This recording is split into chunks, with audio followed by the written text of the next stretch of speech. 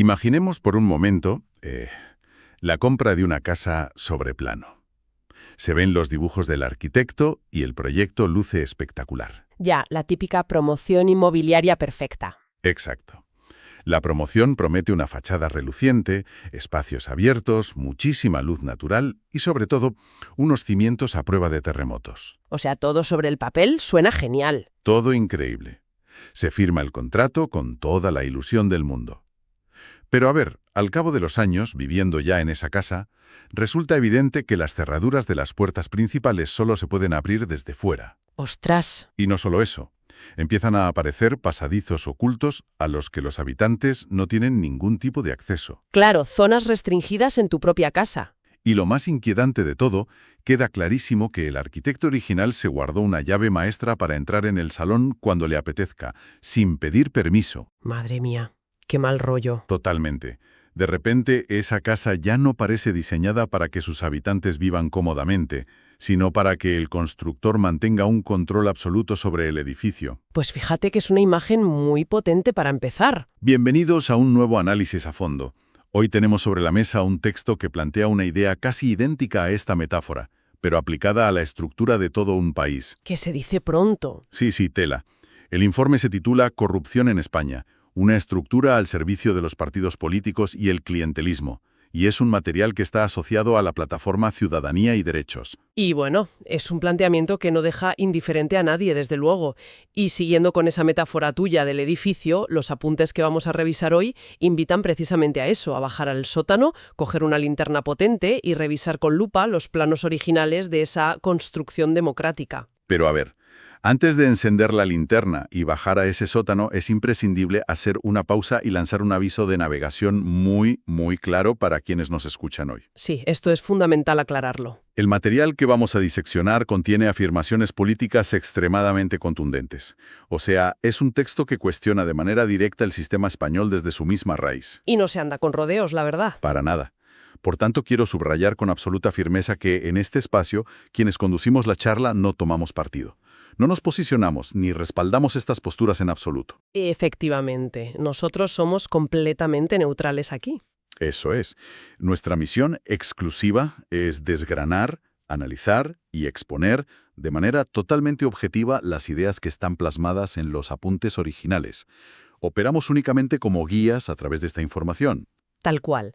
Ni la juzgamos ni la avalamos, simplemente tratamos de entender la lógica interna que plantea la fuente. Y es crucial mantener esa objetividad porque la premisa central es verdaderamente radical. Es que lo que se expone aquí es que la corrupción en España no es, bajo ningún concepto, un simple fracaso moral. Claro, no es la típica teoría de las manzanas podridas. Exacto, no se habla de individuos que de forma aislada un día deciden saltarse la ley llevados por la codicia personal.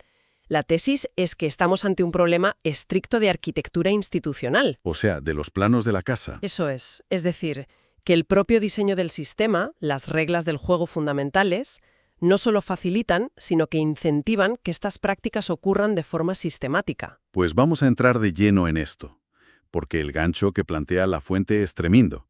Sugieren que esta trampa arquitectónica lleva ahí, inamovible, desde el año 1978. Se dice pronto. Ya te digo, hay una frase en los textos que resulta demoledora, donde afirman que básicamente nos la colaron. Literal. Y lanzan una pregunta al aire que es para reflexionar.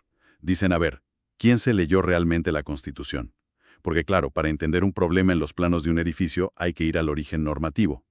Hablamos de la Constitución del 78, redactada, como recuerda muy bien el texto, por los propios políticos de aquella época. Y claro, para entender cómo se materializa esa trampa hay que observar el contraste enorme que hace el análisis entre los grandes titulares y la famosa letra pequeña. El diablo está en los detalles. Siempre. Por un lado está el escaparate. El artículo 18, por ejemplo. Ese es el gran titular que sostiene que todos los ciudadanos somos iguales ante la ley. Claro, el principio básico de cualquier democracia occidental moderna. Exacto. Ese sería el eslogan que aparece en el folleto brillante de venta de la casa. Totalmente. Pero, Y aquí viene lo interesante, si se rasca un poco la superficie y se avanza en la lectura del texto constitucional, aparecen las anomalías sistémicas. La famosa letra pequeña. Eso es. Ahí es donde los apuntes señalan artículos muy específicos que rompen esa supuesta igualdad, empezando por el artículo 71. Que trae tela. Mucha tela.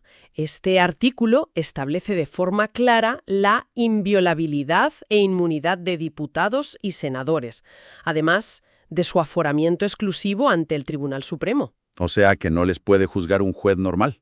Efectivamente.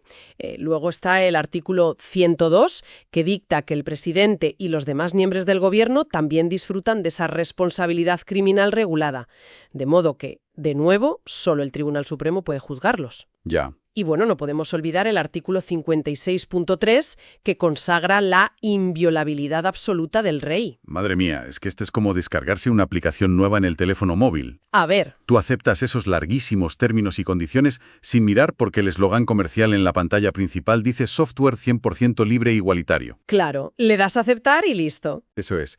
Pero resulta que, allá por la página 40, en un párrafo minúsculo se especifica que los administradores del sistema tienen un código de inmunidad total para saltarse las reglas del juego, y que además, por si fuera poco, es imposible borrarles la cuenta. Es una analogía perfecta para ilustrar la mecánica de lo que expone el documento, porque lo fundamental aquí es entender el porqué. Claro, ¿por qué importa tanto esta base legal? Porque crea desde el minuto 1 una simetría estructural evidente. Es imposible hablar de igualdad ante la ley si, por puro diseño, un grupo muy reducido de personas camina bajo un paraguas protector de titanio que el resto de la población no tiene. O sea, las élites políticas e institucionales. Efectivamente, el terreno de juego ya no es plano. Está deliberadamente inclinado a su favor. Vale, entonces, si damos por buena esta premisa de que la ley fundamental ya blindó a esa élite política, surge una duda razonable. Cuéntame. ¿Cómo se traslada ese blindaje de las altas esferas al día a día? Es decir, a la representación real de la gente que acude a las urnas. Porque eso nos obliga a mirar la mecánica diaria del poder, que son los partidos políticos. Y aquí entramos en una de las tesis más contundentes del análisis. El texto afirma, literalmente, que el poder reside en los partidos, no en los ciudadanos. Qué fuerte suena eso. Suena muy fuerte.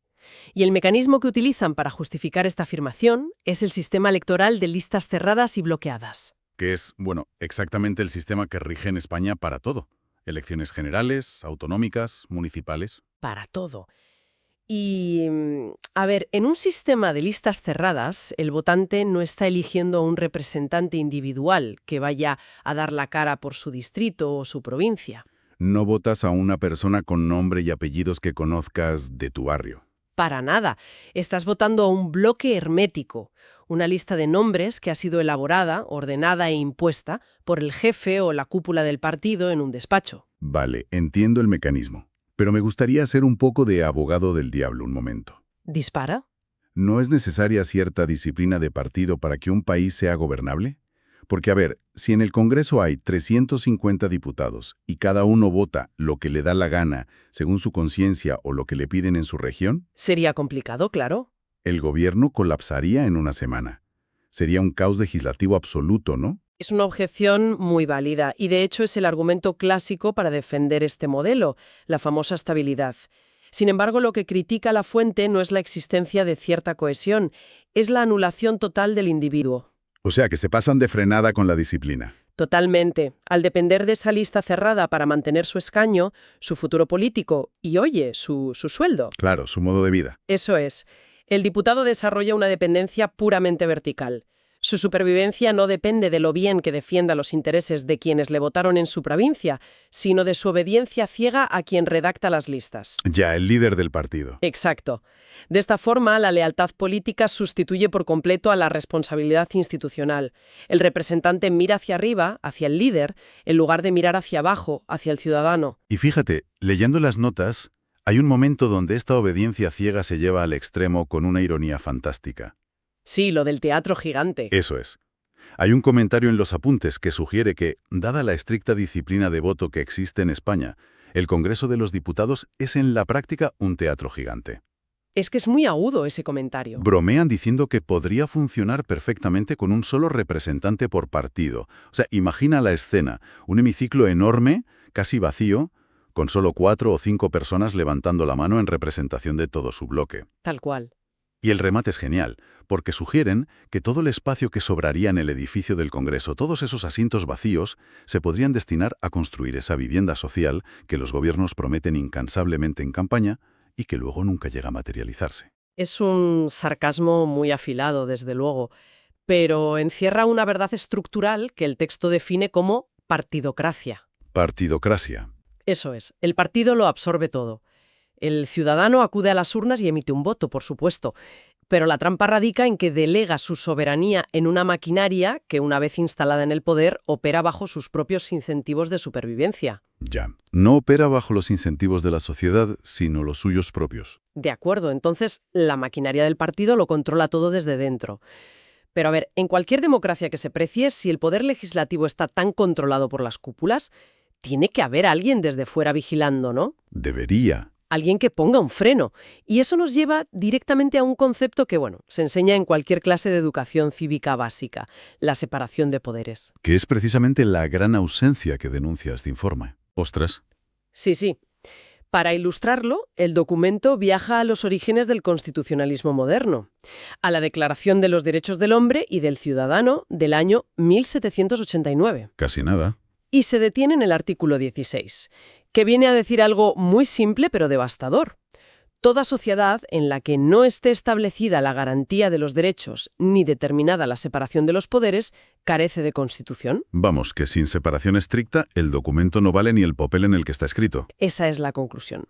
Y si aplicamos este filtro a la realidad española descrita en los apuntes, la cadena de control es asfixiante. A ver, explícame esa cadena. Pues el Poder Ejecutivo, es decir, el Gobierno, controla de facto al Poder Legislativo mediante esa férrea disciplina de partido y las listas cerradas de las que hablábamos hace un momento. Vale. Y a su vez, ese legislativo controlado es el encargado de repartir, mediante un evidente sistema de cuotas políticas, los sillones en la cúpula del Poder Judicial, como el Consejo General del Poder Judicial o el Tribunal Constitucional. O sea, se reparten los cromos. Literalmente. Y fíjate, para demostrar hasta qué punto esto está normalizado y asumido, el documento rescata una cita que sinceramente resulta escalofriante por su naturalidad. Sí, sé cuál vas a decir. Es que mencionan una entrevista en la radio pública, en Radio Nacional de España. Esto fue el 6 de noviembre de 2019. El presidente del gobierno, Pedro Sánchez, estaba siendo entrevistado.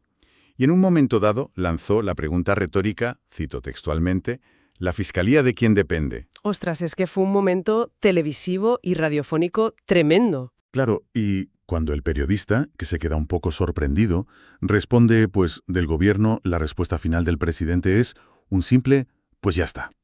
Es que es para flipar. Totalmente. Vista bajo la lupa de este análisis, es una confirmación en horario de máxima audiencia de cómo funciona el engranaje. Es que es un ejemplo de manual de lo que el informe denomina colonización institucional. Colonización. Eso es pura mecánica. Si los órganos que tienen la obligación de controlar al poder político, como los jueces, los fiscales, los entes reguladores... Los que tienen que vigilarles, vamos. Exacto. Si todos esos están politizados desde el vértice, porque claro, sus ascensos y nombramientos dependen de afinidades ideológicas o de cuotas de partido y no del mérito estricto, su independencia queda completamente comprometida. Lógico. Y esto es vital. Según la tesis del texto, esto no es una anécdota. Es lo que genera una impunidad sistémica frente a las maquinarias de los partidos. Resulta físicamente imposible morder la mano que te da de comer. Vale, entiendo. La arquitectura institucional está amañada en las altas esferas. Pero a ver, vamos a bajar al barro. Venga, bajemos. Al día a día de la administración pura y dura.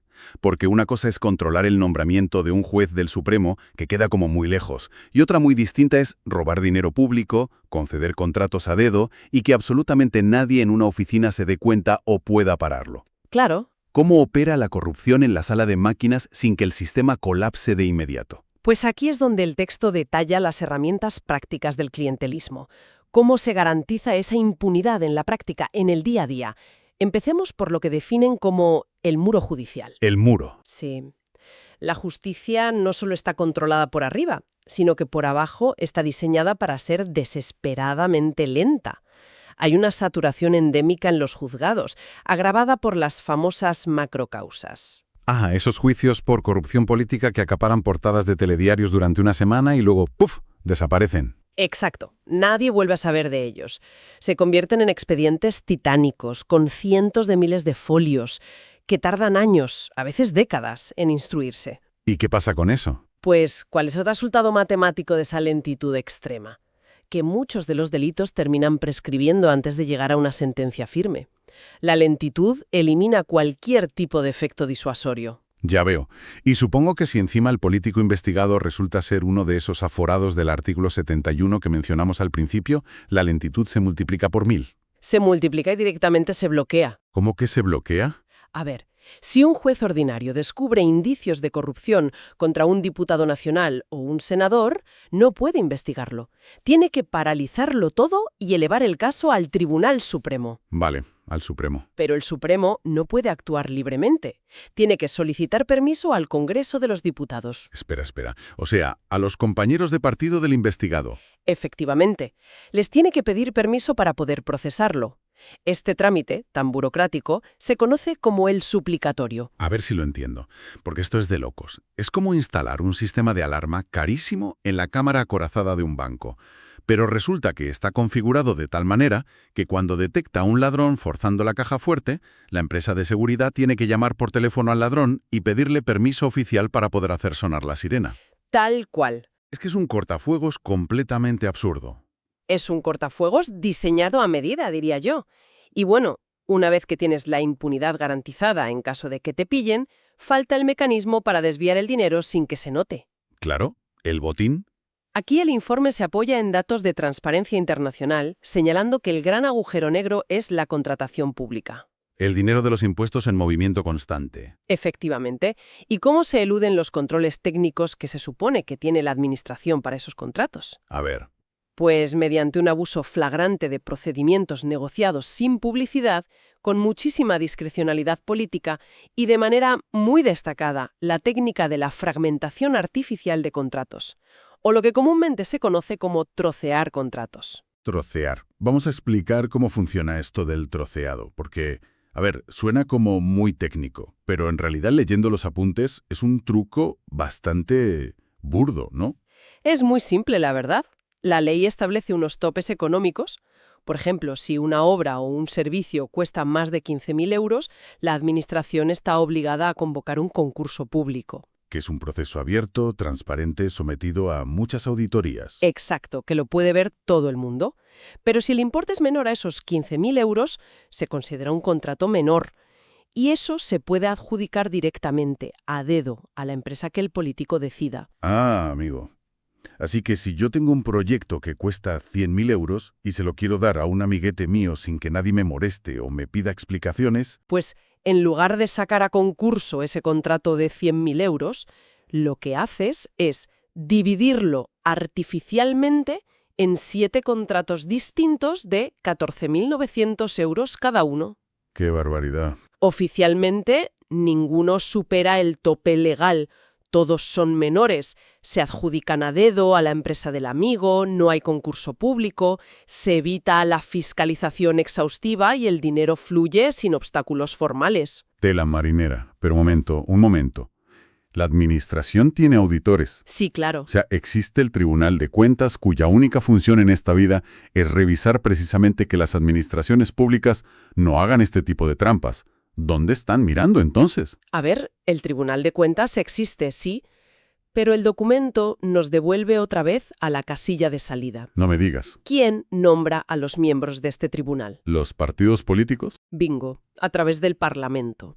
Es un reparto de cuotas, otra vez. Además, el informe subraya una disfunción clave en el trabajo de este tribunal. Sus auditorías suelen llegar con varios años de retraso respecto a los hechos investigados. Claro, cuando ya no importa. Exacto. El control que ejercen acaba siendo puramente formal. Es un sello en un papel para archivar el expediente, pero jamás actúa como un control preventivo o en tiempo real que pueda detener el desfalco antes de que ocurra. Ya. Aún así, me sigue faltando una pieza en el rompecabezas. Dime. En toda esa maquinaria burocrática enorme, ministerios, consejerías, ayuntamientos, hay miles de funcionarios de carrera, Gente normal que aprueba sus oposiciones, que ve pasar esos 7 contratos troceados por su mesa y que sabe perfectamente que eso es ilegal. Totalmente. ¿Por qué no cogen el teléfono, llaman a la policía o a la prensa y denuncian lo que está pasando? Pues esta es una de las tragedias del sistema que aborda el texto. Señala la falta histórica de protección del denunciante, esa figura que en otras culturas anglosajonas se conoce como el whistleblower. Claro, él que da la voz de alarma. Eso es. Pues hasta hace poquísimo tiempo, denunciar irregularidades desde dentro de una administración pública en España era equivalente al suicidio profesional. Ostras. Así de claro. Quien daba el paso se enfrentaba al aislamiento, a la congelación absoluta de su carrera, a traslados forzosos o incluso al acoso laboral. Te arruinaban la vida, básicamente. Exacto. Y esto genera un miedo a las represalias que acaba imponiendo una ley del silencio en la organización. A base de miedo, el sistema logra normalizar las prácticas corruptas dentro de la propia burocracia. Y alenta tribunales fiscalizadores nombrados por los propios políticos, contratos amañados y funcionarios silenciados por el miedo. Es un cóctel explosivo. ¿Cómo impacta todo esto en la sociedad real? Porque además España tiene una estructura territorial complejísima y fuertemente descentralizada. Pues el documento analiza este impacto en lo que denomina el ecosistema social y autonómico. Y es fascinante a la vez que deprimente, la verdad. Ya me imagino. A nivel social general, alerta de una preocupante tolerancia ciudadana. Al ver que el problema es tan sistémico, se instaura la creencia de que la corrupción es invencible. El típico «todos los políticos son iguales». Claro, el cinismo de que no se puede hacer nada. Eso es. Lo cual, paradójicamente, rebaja muchísimo la exigencia ética de los votantes. Pero es que a nivel autonómico y municipal la situación es mucho más intrincada debido al llamado clientelismo territorial.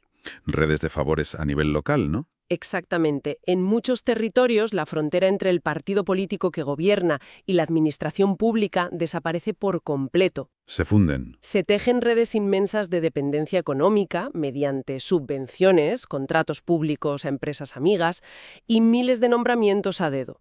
Y aquí el análisis pone el foco de alarma enorme en el modelo autonómico español.